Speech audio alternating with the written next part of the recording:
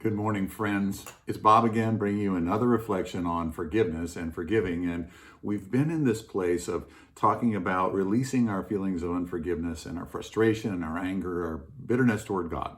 And I'm going to call that, instead of forgiving God, I'm just going to call that releasing those feelings, because God has never done anything wrong. He's never sinned against us. But our souls store stuff up that is toxic toward God. And those things need to be and find release in that. And so I want to take this last one of this particular thing in terms of saying, letting your feelings out. This is letting your feelings out 3.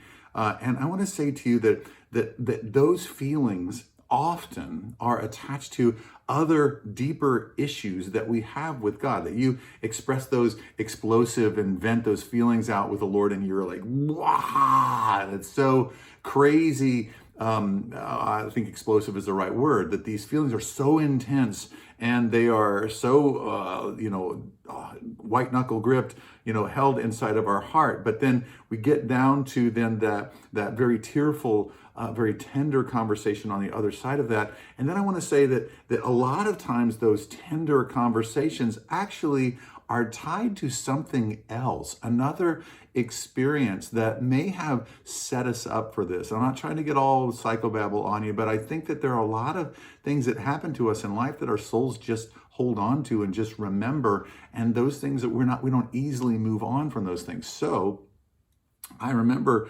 feeling so tenderized and so difficult in these feelings with God. And as I discovered, as my daughter went through labor and delivery, and we had a beautiful granddaughter out of this whole thing, but as I was talking those feelings out with the Lord coming back from San Diego on Sunday, I realized, and the Lord kind of brought this up a little bit later, that, this is actually coming all the way back to Daniel's birth.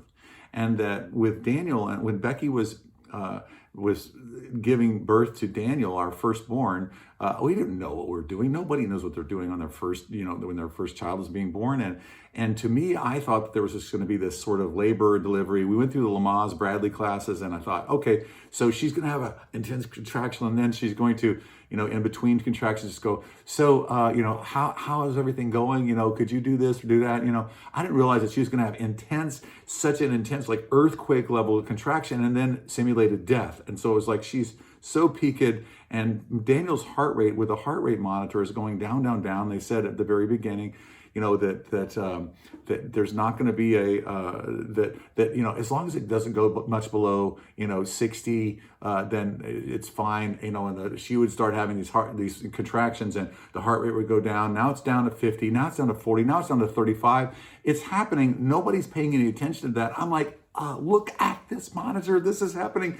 I'm afraid that my son's going to die, that Becky's baby's going to die. I'm afraid that my wife's going to die. I'm afraid that we're going to lose both of them. I don't know anything what's going on. This is just one of the most intense processes I've ever been a part of. And finally, they come into the delivery. They come in from the birthing center to take her to a delivery room to deliver him, because lo and behold, Daniel has like a full-size human head at that time. And so it's just going to take a lot to get him out of this little woman. And so when they wheel her out, I lost it. I just sat there and I wept my guts out. I've never been through something so intense as that. And I wept my guts out so much that I couldn't even walk and follow them. They're like, Mr. Branch, come and follow. And I'm just like, ooh. And as I'm expressing all these, I'm crying. I'm out of control. I feel like I'm going to lose both baby and wife. And they put a little gown on me to take me in there, and then one of the nurses had to grab me, kind of take me by the hand to take me into the delivery room, where Becky delivered a beautiful baby boy. But that experience was so traumatic to my soul, and that's one of the things that was being tapped into. And I had this mistrust with God on that event, but those explosive feelings down into a tearful conversation showing a hidden event that rocked my world was something that God was actually working with in the midst of my anger and my mistrust toward him. So all that to say, what might the Lord be revealing? What might he be boiling to the surface through what you're going through, and you expressing that boldly and loudly to him? I love you. Thanks for joining me. God bless you.